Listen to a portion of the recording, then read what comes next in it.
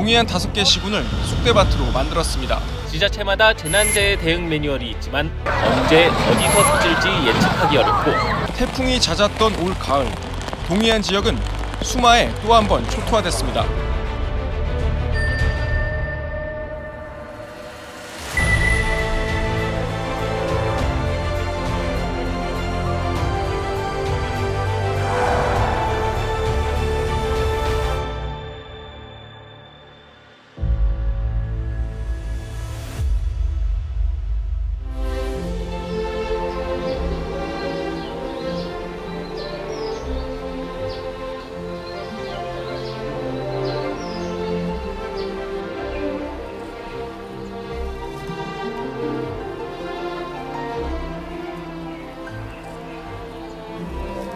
안녕하세요. 저는 강원 세계 산림 엑스포 조직위원장 강태선입니다. 반갑습니다.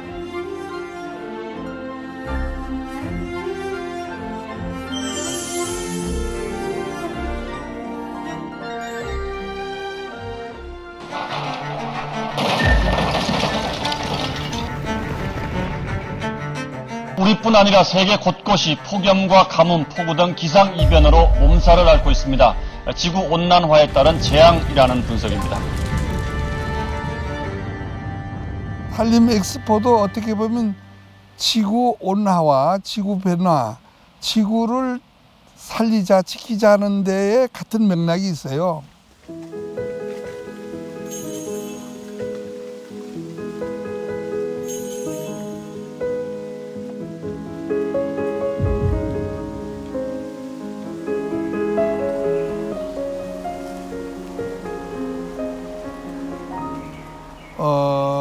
우리 일제강점기에서 우리나라 산림이 많이 훼손돼 있잖아요. 그 다음에 6.25 전쟁하면서 산에 다 훼손을 시켜서 우리나라가 거의 민둥산이었죠. 그런데 이제 73년도에 우리나라가 치유산림, 치산산림에 대해서 정부가 이제 적극적으로 이제 산림 녹화를 시작했죠.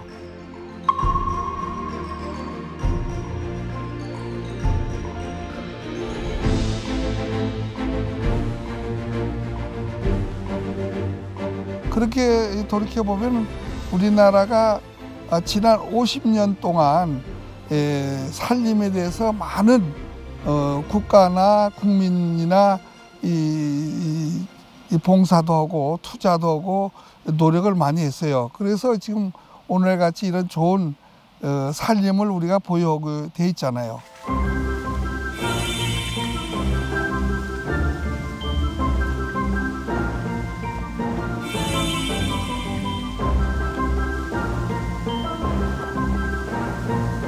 산은 어떤 산이든지 그 산 나름대로의 철학이 있고 그 산 나름대로의 어떤 위상이 있어요.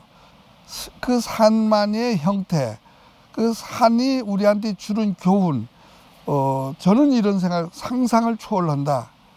자연의 기대 가치는 무한정이다.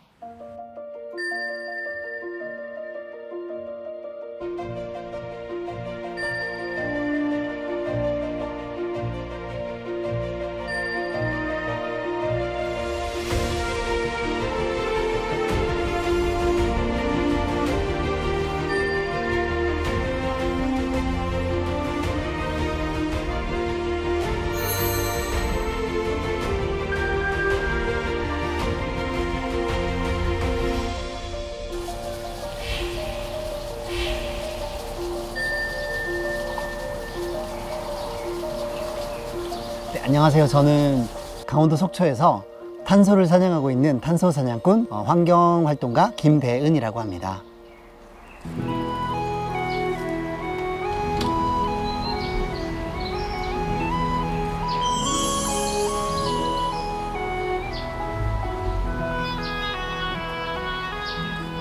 가장 기본적으로는 우리가 호흡하지 않고는 살 수 없잖아요. 근데 우리가 호흡하는 데 필요한 가장 중요한 어떤 산소와 이산화탄소에 대한 부분들을 얘네들이 여과시켜주는 역할을 하잖아요.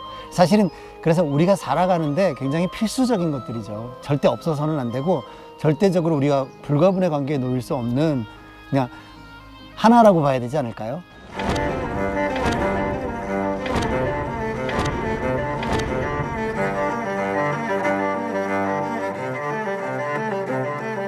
인간들이 살아갈 때 가장 절실하고 필수적인 것들이 에너지라고 생각을 해요. 사실은 이제 우리가 지금 시대의 현대인들이 없어서는 안 되는 스마트폰 같은 경우에도 결국은 전기를 쓰잖아요. 근데 우리가 사용하고 있는 이런 전기들이 전부 다 화력발전이나 핵발전 같은, 그러니까 지속 가능한 인간의 생명과 생존의 가치에 치명적인 위해를 가하는 것들을 가지고 전기를 만들어내고 있거든요. 사실은 그렇기 때문에 에너지에 대한 부분들이나 이런 것들이 굉장히 좀 민감할 수밖에 없는 부분들이고, 또 그리고 우리 숲이나 인간의 생존, 환경 이런 부분들에 있어서 우리 인간이 사용하고 있는 그런 에너지에 관련된 부분들에 조금 더 집중해야 될 필요가 있지 않을까라는 생각을 많이 하게 돼요. When that sleep won't come and you've cried your sum, let it come to you. There's nothing you can do until I see you smile just below those eyes that tell me you're 자동차를 타고 출퇴근하던 이런 나의 일상 습관들을 이제 자전거나 아니면 걸음으로 전환하는 형태들, 사실 그런 활동 속에서 자연스럽게 발생시키던 탄소를 억제시키는 거고, 이런 탄소들을 저희가 사냥한다라는 개념을 도입하는 거죠. 시민들의 1km에 탄소를 발생시키지 않는 이동거리를 저희가 그거를 100원씩 대응을 한 거예요.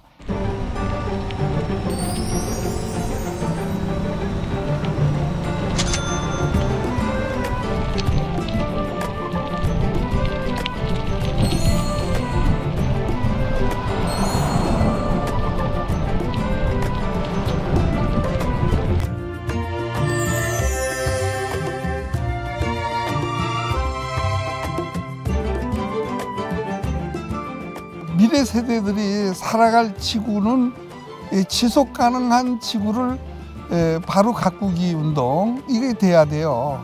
그렇게 위해서는 온 국민이 같이 노력해야 된다는 얘기죠. 일반 개개인들이 도대체 뭘 할 수 있을까를 질문했을 때 여기에 대해 대답을 가지고 있는 사람들은 거의 없다고 생각해요. 대부분이 뭐 그린피스라든지 아니면 환경운동연합이라든지 이런 어떤 단체들, 환경 관련된 단체들이나 환경부 같은 어떤 정부 기관, 이런 쪽의 일이라고만 치부해버리죠. 그리고 개인들은 이거에 대해서 본인들이 할 수 있는 게 없다고 생각하는데, 이제 지금 저희가 속초에서 하고 있는 대부분의 활동들이 그게 아니라는 걸 역설적으로 증명해내고 싶은 거예요.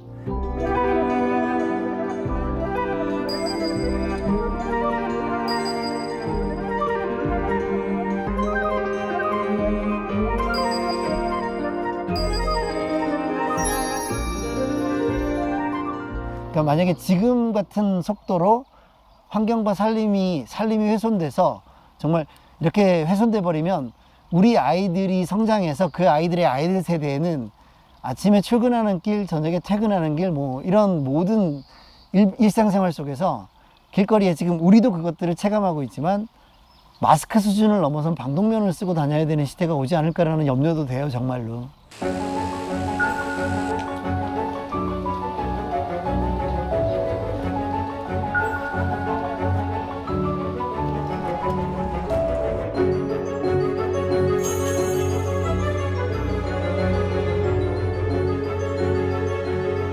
지금 이런 환경과 자연 살림에 대해 정말 겸손한 자세, 겸양적인 자세를 취해야 할 것 같아요. 일본 후쿠시마의 문제도 결국은 인간이 손대지 말아야 할 핵이나 방사능, 핵이라는 이런 판도라의 상자 같은 에너지를 손대면서 결국은 이런 문제들이 발생하게 된 거고, 후쿠시마 같은 경우는 우리 인간들이 되게 억울하잖아요. 우리가 잘못한 거 아니거든요. 쓰나미라는 불가항력적인 일들로 인해 벌어진 거지만 결국은 우리가 손대지 말아야 할 그 판도라의 상자를 손대지 않았다면 지금 일어나지 않을 문제거든요.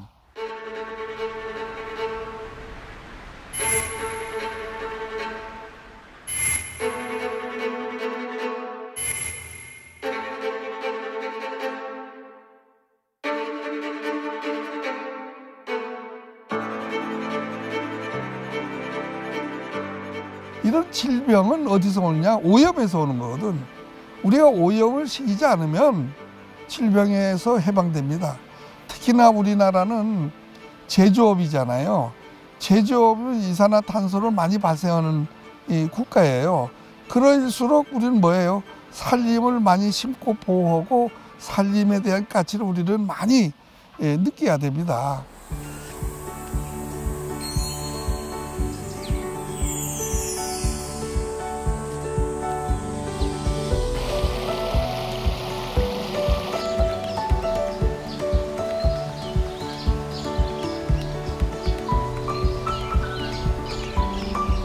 내년에 2022년도 산림엑스포에 참가하는 국가가 15개 국가 정도 되리라 생각합니다.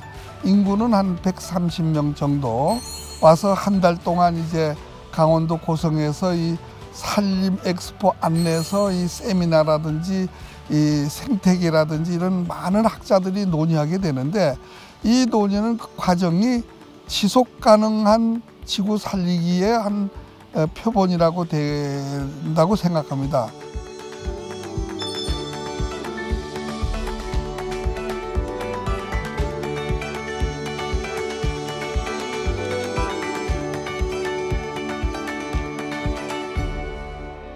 산림과 해양과 한데 어울리는 관광 벨트가 이 강원도예요.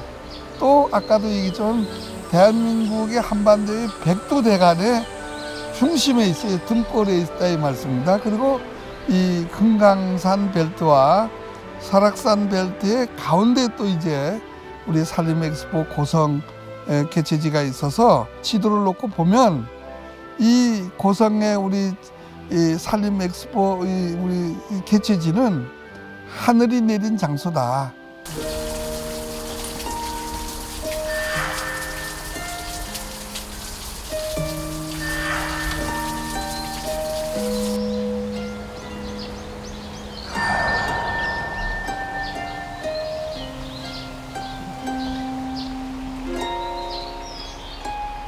내가 할 수 있는 게 없다라는 생각이 아니라 작고 사소한 것들, 정말 아무것도 아니라고 생각되는 이런 작고 사소한 것들을 우리가 지금부터 시작해서 함께, 그리고 같이, 저는 이 단어가 정말 중요한 거라고 생각해요. 그리고 오늘 이 시간에 제가 마무리로 드릴 수 있는 말씀도 그 말씀일 것 같아요. 함께, 같이, 아무것도 아니지만 그런 정말 사소한 것들, 지금 바로 시작하는 것들이 너무 중요하지 않을까 생각해요.